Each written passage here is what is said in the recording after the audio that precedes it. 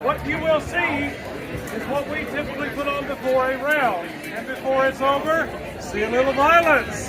Woo. You all excited for that? Woo! Yeah. Okay, so these two guys, these two knights, this is Sir Jeremiah.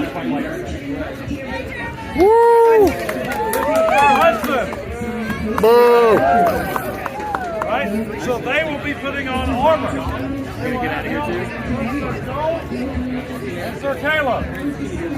So we usually start from the foot down. That usually starts with shoes, much like what I have on. It's flat. You notice there's no tread. So whenever it was slippery in the list, which is what this arena would be called, it was a little slippery. So there was no Nikes, no high tops, no ankles. So, starting from the foot,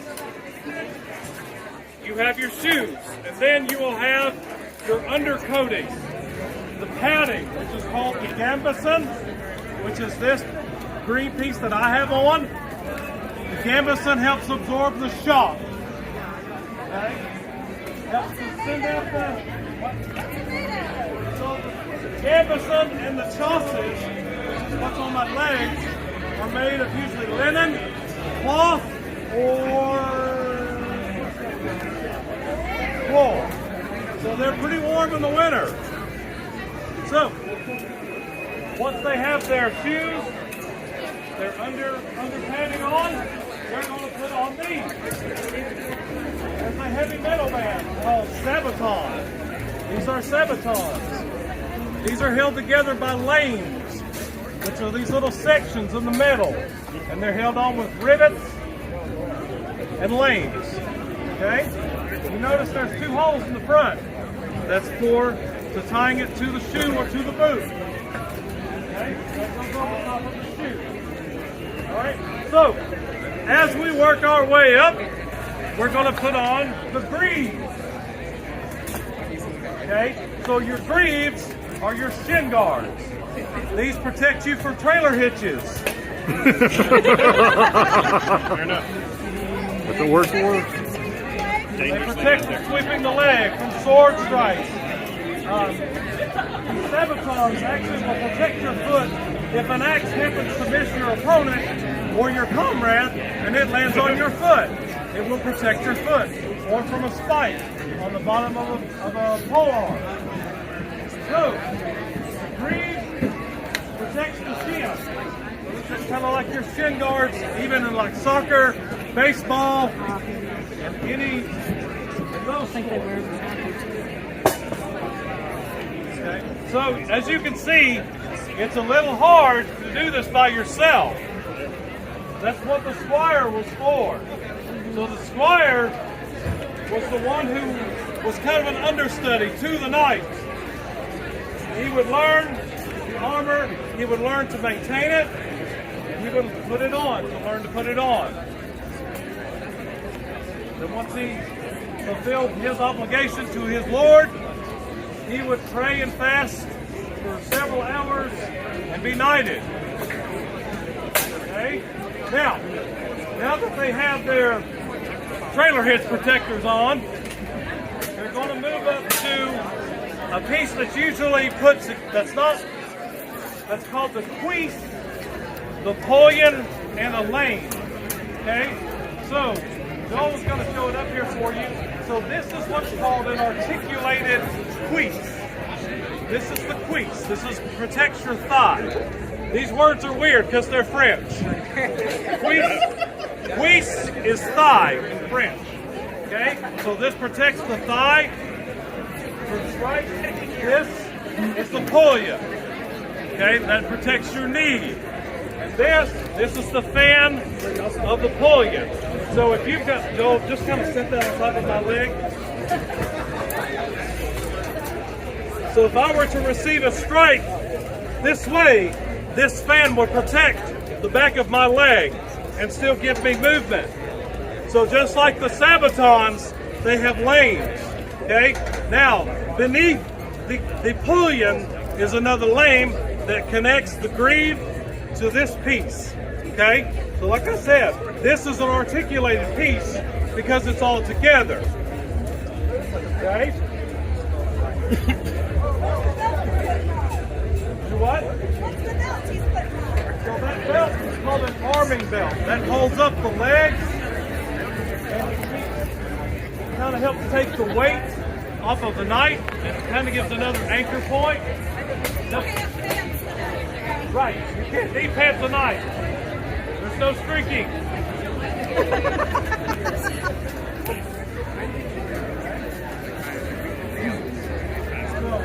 They're held in the back, they're held on with leather straps.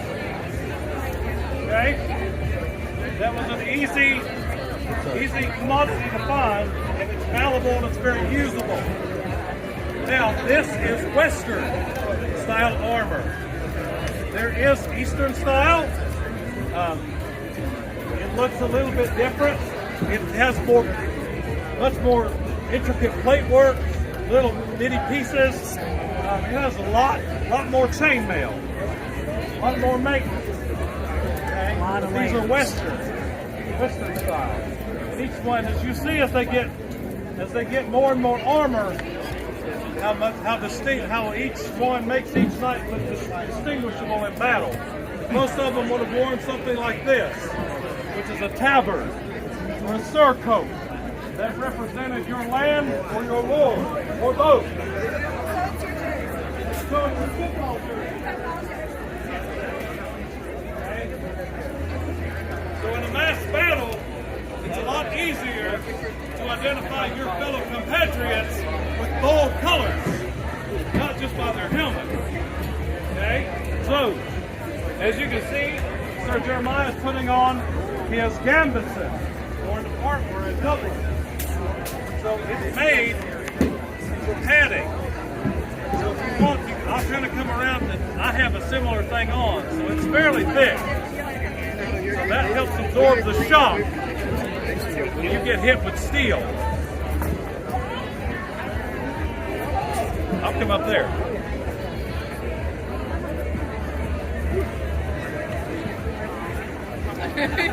So that padding does a whole lot. You want to see?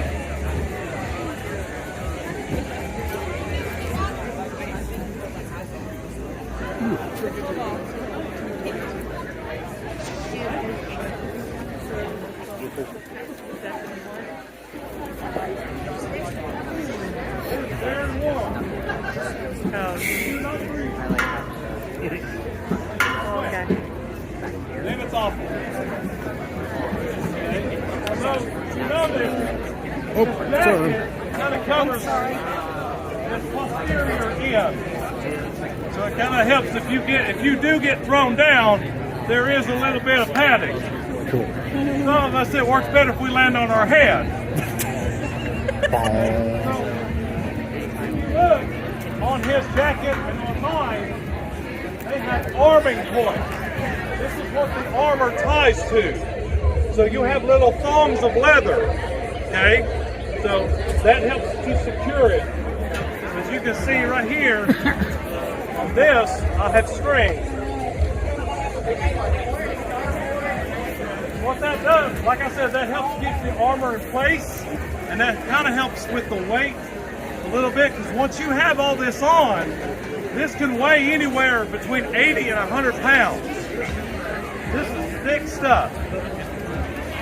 This armor that we wear would be very, very desirable from what they had in that period, because they would not have been able to have made it consistently as thick as it's made today.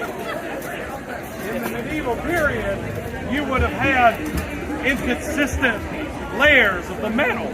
You'd have thinner spots, thick spots. It wouldn't be as smooth. Okay? Most of this armor is made of steel. So it's not aluminum. It will take a hit.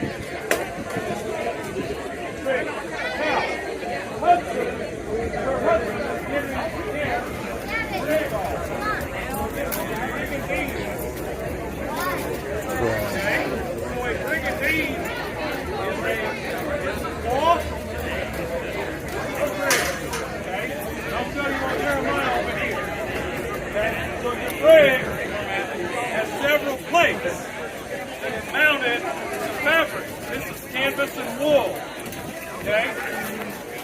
held in with rivets. So that's your brigandine. It's very flexible. It's very easy to make. It's much faster to make because it doesn't have to be measured as accurately as a full breastplate, which is called a cuirass. If it's a solid sheet of steel that's shaped and it goes over this area, it's called a cuirass. This is a brigandine. So it covers their front and their back. Right? That protects the heart. That protects the spine. Even if you get a stray weapon, you don't hit from behind. See? He doesn't split. Okay?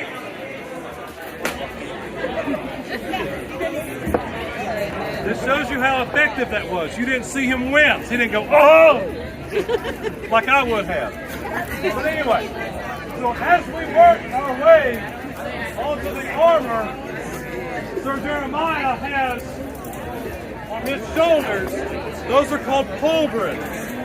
So the pauldron protects the shoulder and it protects the upper arm.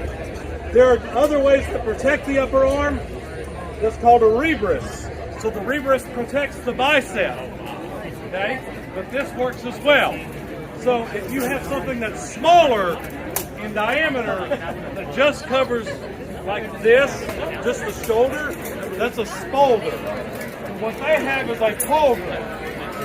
Full shoulder coverage. Now, as they continue, Sir Hudson is getting on his arm. Okay? Now, on his arm, he has this right here. That is called a vambrace.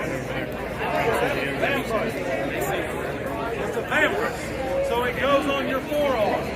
And the vambrace connects to the gambeson with the arming point.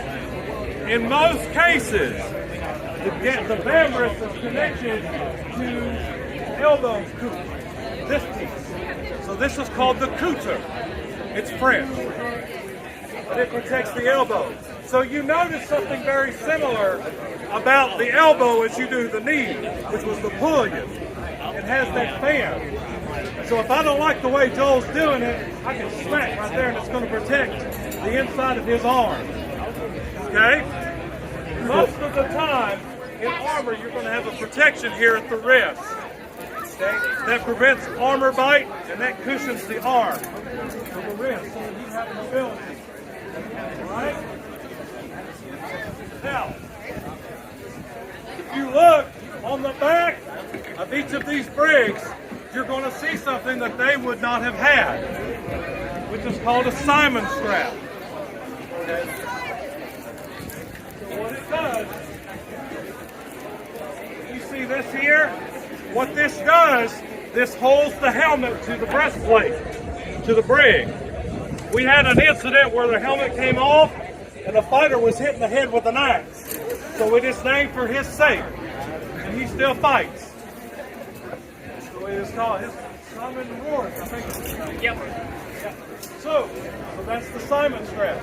And you notice Joel is putting on using the arming point that we pointed out earlier. That helps hold it in place, and it's easier to attach the armor to the fighter, or to the knife. Okay?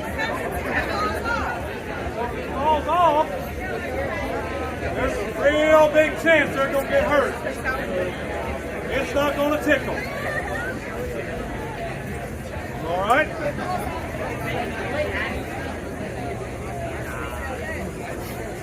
As they continue to armor, and what's going to happen next is they're going to protect their neck. And they're usually wearing something like this. This is called a gorget.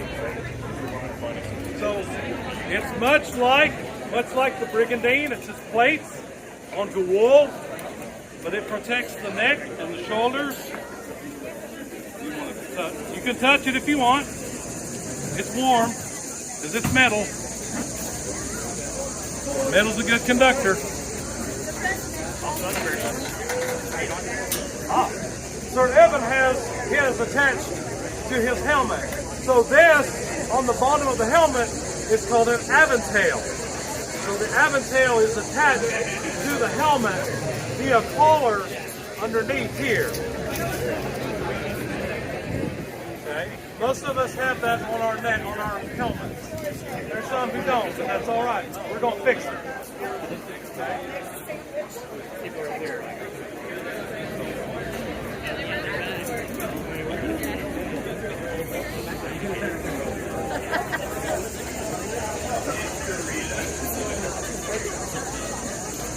You notice that some of it's not flat. Most of the pieces are shaped to the user.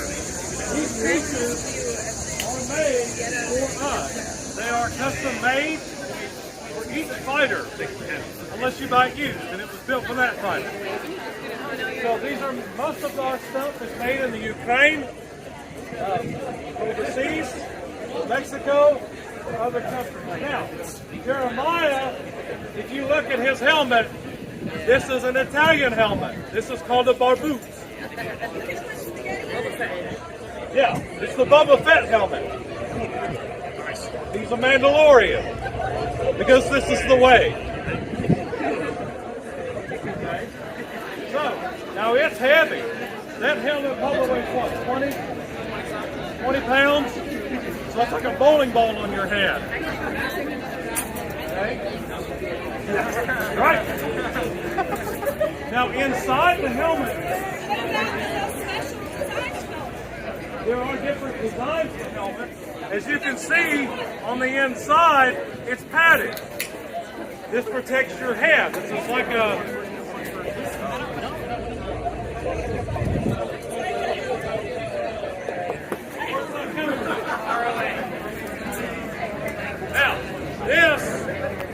This is the helmet. When you think of a knife, this is the helmet that you think of. This is called either a sugar loaf or it's called the Romance of Alexander. So the sugar loaf gets its name by the shape of how sugar was sold in that period. So that's why it's called a sugar loaf.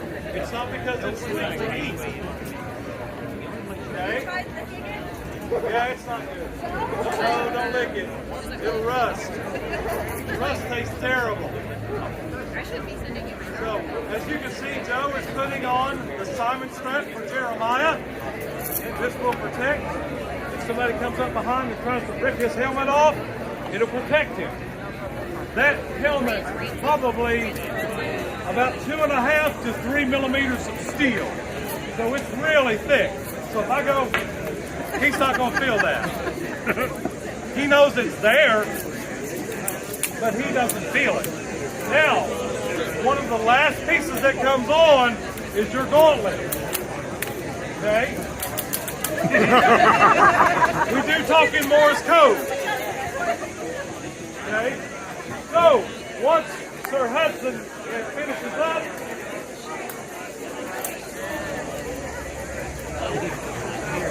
we're gonna, now, once they get their appropriate weapons, you didn't come here to see dress up, did you? No. Yes, no. You came to see violence! If you want to view, come see it. Now, for your safety, I would like for you to back away from the fence at least 5 feet all around the left. 5 feet.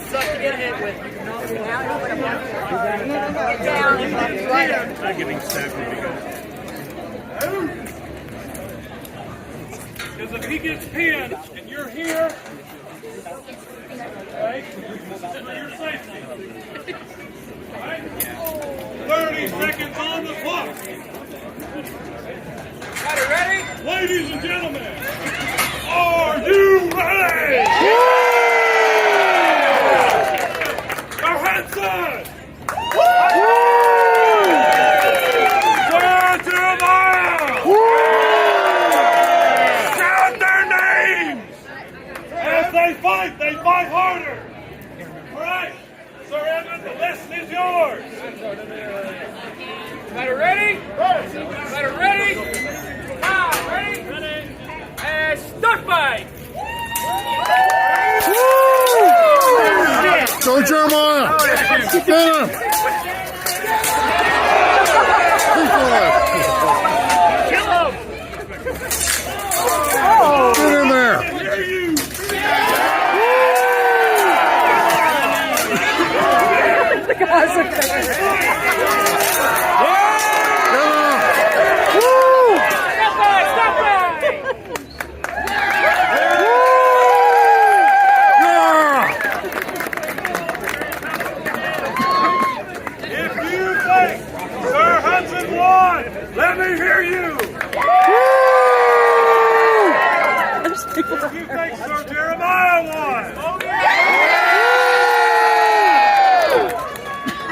Jeremiah's your winner!